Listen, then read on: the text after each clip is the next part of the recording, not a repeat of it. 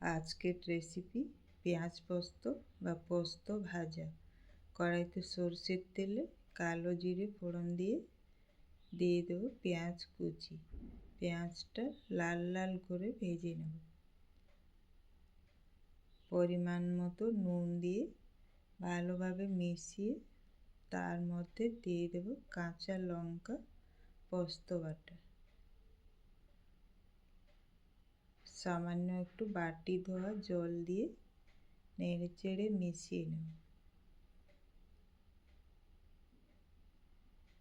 জলটা দিয়ে কিছুক্ষণ রান্না করব।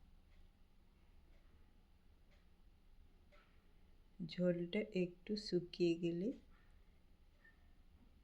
3-4 মিনিট পোস্তটা ভেজে নেব।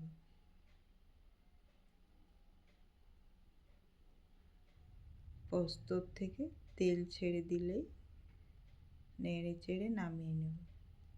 ব্যাস রেডি হয়ে গেল আজকের রেসিপি পেঁয়াজ পোস্ত বা পোস্ত ভাজা।